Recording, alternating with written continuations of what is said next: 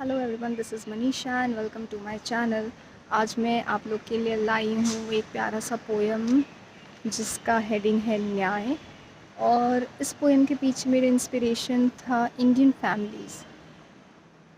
Families जहाँ हर fourth fifth घर का एक ही किस्सा है। क्या फादर की प्रॉपर्टी एक भाई ने हड़प ली, दूसरा भाई देखते रह गया। जनरली अगर किसी भाई के सिर्फ बेटियां हैं तो उनके साथ ये ज़्यादातर होते हुए देखा गया है। और ये पोयम जिनका हक हड़पा जाता है उनके व्यू पॉइंट से कुछ लाइंस है। अग्री करिएगा तो लाइक एंड कमेंट ज़रूर दीजिएगा। न्याय।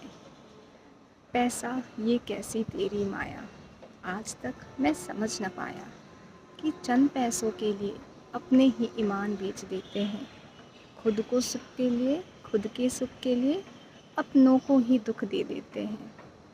पिता की संपत्ति हड़पना जैसे प्रथा सी बन गई है आज। भाड़ में जाए अपना भाई, रहे सिर पर सिर्फ मेरे ताज। बचपन में तो सब भाई बहन सब एक होके रहते हैं ना। तो ये लाइंस कहती हैं कि कल तक जो मिल बांट कर खाते थे, आज न जाने भाई के ही परिवार को दुत्कार कर खुद पर कैसे इठलाते हैं। खुद की बीवी बच्चों के खातिर भाई के बच्चों काहे तुमने हक छीना। इंडिया एक सोसाइटी जहाँ पे बोलते हैं अगर घर में एक बच्चा भी हो गया तो वो मानते हैं सारे भाई बहन के बच्चे हैं। पर हम शादी के बाद फादर की प्रॉपर्टी खुद हड़प लेते हैं। वो बच्चे जो आपके भाई के हैं उनका तो आप हक मार रहे हैं ना।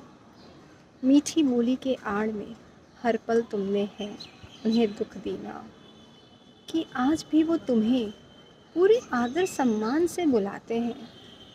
पर खुद पर हुए अन्याय को देख पिता से मासूम सवाल करते रह जाते हैं।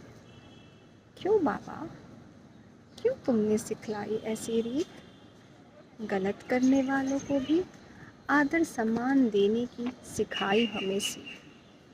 क्या गलती थी हमारी जो उन्होंने हमारा हक छीना। परिवार के फल तो हम भी थे, फिर क्यों क्यों हमें अलग कर देना।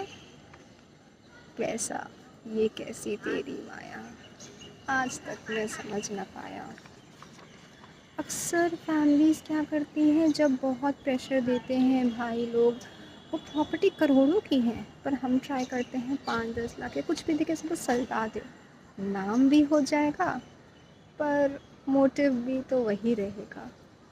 बच्चे पूछते हैं झूठ बोलकर जब वो कुछ रुपया देकर सबकी नज़र में उठना चाहते हैं, करोड़ों की जगह लाखों में ही अपने दामन का दाग साफ करना चाहते हैं। ये प्रॉपर्टी आपके फादर की है, आपकी नहीं है। आप खुद हड़प के महान बनना चाह रहे हैं। जो बच्चों पे बीती है वो फिर एक ही बात कहते हैं, रख लो ये भीख तुम्हारी, तुमसे आज ये कहते हैं। झूठ न और धोखा न सीखा हमने, सच से कभी न डरते हैं। हिसाब तो चुकता होता है इसी संसार में। आज खूब हंस लो तो पैसों के माया जाल में।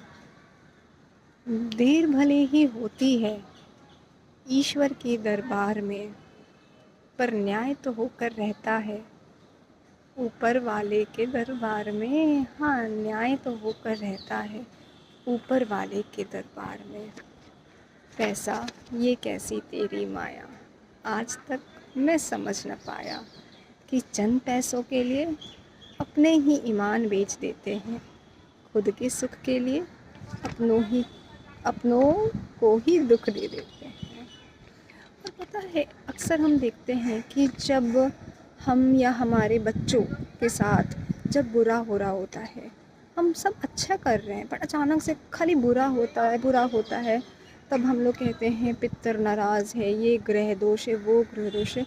भले ही आपने कुछ नहीं किया, पर आपके पेरेंट्स या उनके पेरेंट्स ने कुछ ना कुछ किसी का हक मारा है, किसी का गलत पैसा लिया है, और वो भले ही उनके जनरेशन में दिखाई नहीं गई, वो 10 जनरेशन तक परेशान करती है।